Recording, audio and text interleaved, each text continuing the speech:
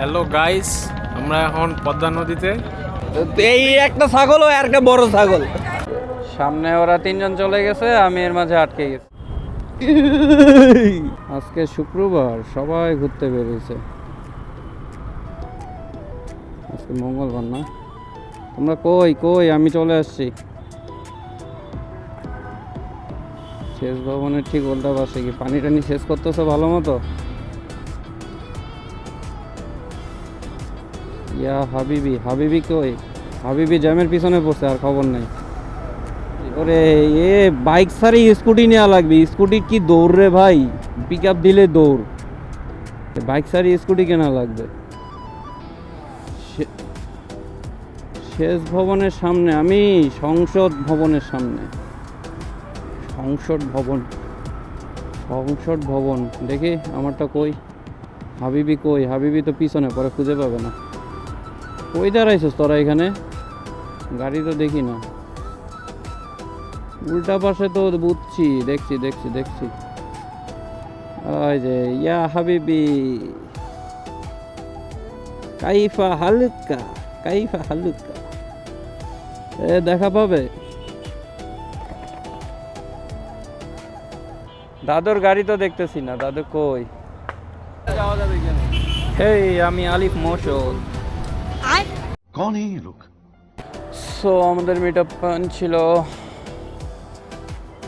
জাতীয় সংসদের সামনে, সেচ ভবনের সামনে। সবাই ওয়েট করতেছিল। আমাদের মিট আপ হয়ে গেছে, সবাই আমরা চলে আসছি। এখন ইনশাল্লাহ রওনা দিব। ওরা সামনে চলে গেছে, সামনে আমার জন্য ওয়েট করতেছে। আমি একটু পিছিয়ে ছিলাম, যার জন্য আমি সিগনালে আটকে গেছি। এখন ওরা সামনে দাঁড়ায় আছে, সিগনালটা ছাড়লে যাবো ইনশাল্লাহ। বুঝলাম না, সিগন্যাল ছাড়া মাত্র সব সব একদম দৌড়ে উঠতেছে কেন? মানে একদম কতদিন ধরে যে খায় না, খাওয়ার জন্য সব দৌড়াইতেছে। নাকি সবার হাগা লাগছে? এই তোমরা আগাও আগাও আগাও আগাও। এই যে আবার দাঁড়ায় আছে। আসো আসো আসো। কি হলো, আপনাদের হাগা লাগে নাই? ঢাকা শহরের ভিতরে সবচেয়ে আমার পছন্দের রাস্তা হচ্ছে এই রমনার রাস্তাটা। কংক্রিটে ঘেরা শহরে হঠাৎ করেই যেন সবুজের সমারোহ। কোলাহলময় জীবন থেকে হঠাৎ করে নিস্তব্ধতা পরিবেশ। পুরো সব কিছু মিলে অসাধারণ লাগে এই পুরো জায়গাটা, পুরো রাস্তাটা। হানিফ ফ্লাইওভারে ওঠা মাত্রই বাইকের গতি যখন বেড়ে গেল, এই গতির সাথেই শুরু হয়ে গেল আমাদের আজকের জার্নিটা। সামনে গিয়ে কিন্তু আবার কেউ ডানে যায় না, বাম দিকেও ঢুকবো আমরা। হানিফ ফ্লাইওভারে গাড়ি চালানোর মজাটাই আলাদা লাগে। গাড়ি বেশি টানা যাবে না, আমার গাড়ি কিন্তু ব্রেক হয় না। खत्म, बाय बाय, टाटा। আরে না রে ভাই, এই যে এই জায়গাটাতে একটু ক্রস হয়ে ঢুকতে হবে। সোজাসুজি ঢুকলে তো স্লিপ করব। আমার ফ্রেন্ডরা ভাবতেছিল আমি সোজা চিটাগাং রোডে চলে যাব, তাই তারা আমাকে বারবার বামে আসতে বলতেছিল। মেরে পাস পয়সা নেই হ্যাঁ, আমি টোলের টাকা দিতে পারব না, এই জন্য আমি সামনে এসেছি। পিছে যে থাকবে সে টোলের টাকা দিবে। बड़ा हरामी हो बेटा।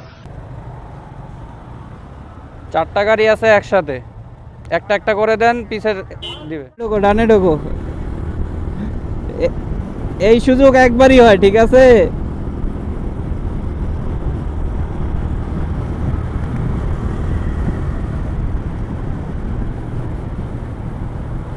তৌফিক, তৌফিক ভালো আছো? ভালো ভালো আছো?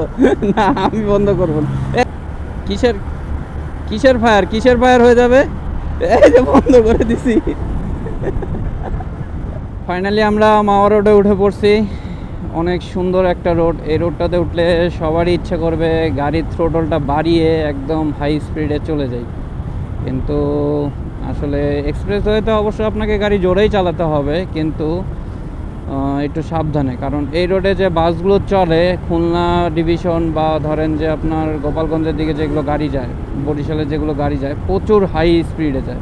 130-40 গতিতে গাড়িগুলো চলে, এমন একটা পর্যায়ে চলে। সো এই রোডটাতে উঠলে অবশ্যই আপনাকে সেফটি মেনটেন করে লুকিং গ্লাস রেখে আপনাকে যেতে হবে। কারণ প্রতিটা গাড়ি চলে রাফভাবে এবং এই রোডে বাইকগুলোও চলে প্রচুর রাফভাবে। আমরা তো নর্মালি যাচ্ছি ইনশাল্লাহ, আমরা একটু সাইড স্টেজ মেনটেন করেই যাব। ও মা সুন্দর, এটা কি এটা কি বুঝলাম না, এটা কিসের জন্য বানাইছে?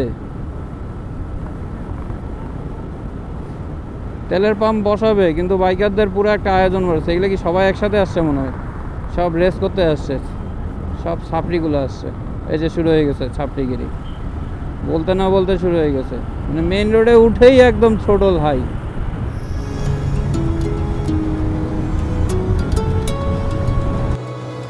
এই ঢালটা থেকে নামার সময় মাওয়া রোডে সবচেয়ে বেশি সৌন্দর্য লাগে এই কি বলে রেল লাইনটা।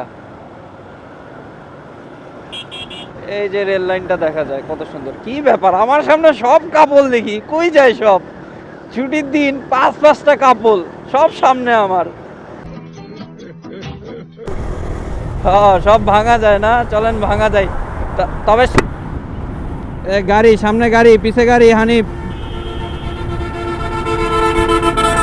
আরে কেমনে লাগাইছে, কেমনে লাগাইছে, তাও চাপায় না। মারা তো এই জন্যই খাই। পিছের গাড়ি দুইটা এত ধীরে ধীরে উঠতেছে কেন? পালকি পালকি এত ভদ্রভাবে যাইতেছে কেন? তেল বাঁচাইতেছে, তেল বাঁচাইতেছে।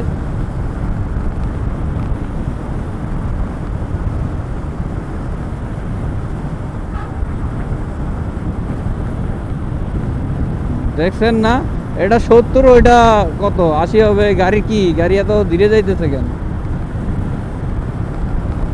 ও সামনে, ডানে ডানে যাবো।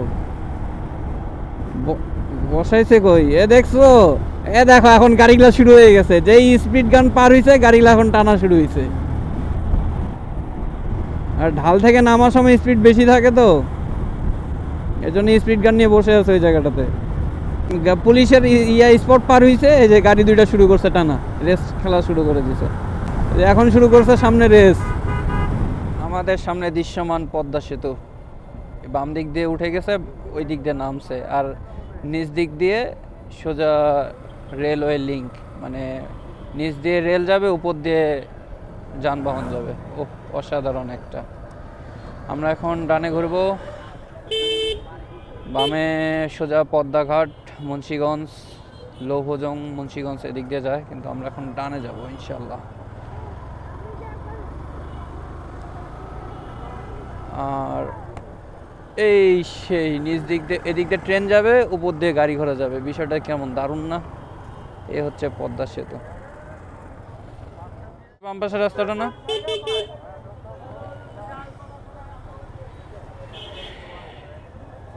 আমরা ডিরেক্ট পদ্মার ঘাটে যাব।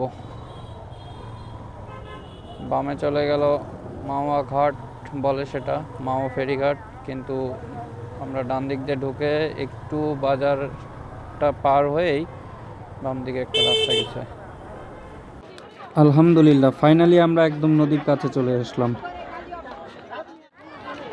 মাশাল্লাহ, সামনে পদ্মা নদী, পদ্মা ব্রিজ এবং পদ্মার পার, সব কিছু মিলিয়ে অসাধারণ। আমি অনেক দিন আগে এসেছিলাম, তখন এই ব্লগগুলো দেয়া ছিল না। এখন দেখছি পুরো পদ্মার পাড়ে সুন্দর একটা ব্লগ দিয়ে দিয়েছে। এই একটা ছাগল আর একটা বড় ছাগল। আরে কেনা কে চাতে হো? আয় বেটা, খাওয়া বেটা। উজে উজে যা, উজে উজে যা, ওর কাছে যা, ওর কাছে উজে, ওর কাছে যা। বাংলা বুঝে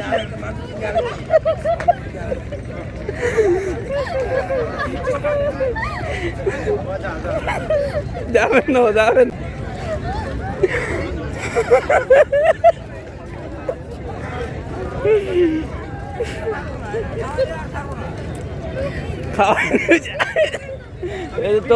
তবে ইচ্ছা করে ধরছে।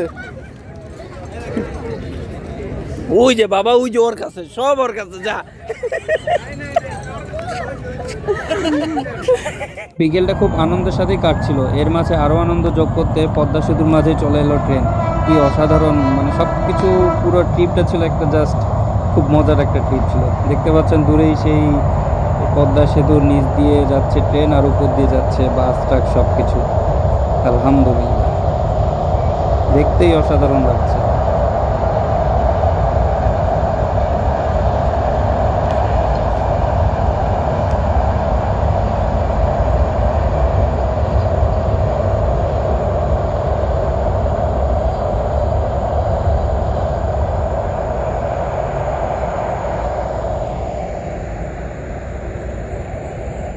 যাক আলহামদুলিল্লাহ, আমরা পদ্মা সেতু দেখছি, পদ্মা সেতুর নিচ দিয়ে ট্রেন চলে, সেটাও আমরা চোখের সামনে দেখতে পাইলাম। যাক অনেক ভালো লাগলো, এবং বেলা অলমোস্ট ডুবেই গেছে, সন্ধ্যা হয়ে গেছে। আর একটু ঘোরাফেরা করে তারপর আমরা বেরোবো। এই সোজা চলে গেল মুন্সিগঞ্জ, আর ডানে আমরা যাব পদ্মা ফেরিঘাট, ও সরি মাওয়া ফেরিঘাট, মাওয়া ফেরিঘাট। আর এই সেই ভাইরাল প্রজেক্ট হিলসা, এই সেই ভাইরাল প্রজেক্ট হিলসা, যার নেই কোনো কাস্টমার। জায়গাটা অনেক সুন্দর, ছিমছাম, আছে 2-4টা কাস্টমার, অনেক সুন্দর project Hilsa, project Hilsa. And finally we are in Mawa ফেরিঘাট, we are in Mawa. Kutumbari restaurant, রূপালী ইলিশ, কত সুন্দর ইলিশ বাড়ি। যাক এই রাস্তাটা অনেক সুন্দর করছে আলহামদুলিল্লাহ। এই রাস্তাটা এর আগের বার আসছিলাম, সেই পরিমাণে ভাঙ্গা ছিল। একদম ঘাটে যাব, ঘাটে ঘাটে দাদা, সোজা ঘাটে, এখানে কোনো দাঁড়াবো না, একদম আগে ঘাটে যাব।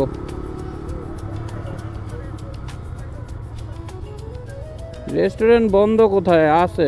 ওই বড় 2-4টা খোলা আছে, বাকি সবগুলোই মোটামুটি বন্ধ আছে। ফাইনালি আমরা মাওয়া ফেরিঘাটে চলে আসছি। তো একটু ঘোরাফেরা করব, খাওয়া দাওয়া করবো, তারপর ইনশাল্লাহ বেরোবো। খাবার না আসার আগে সালাদ খায় শেষ করে দিতেছে।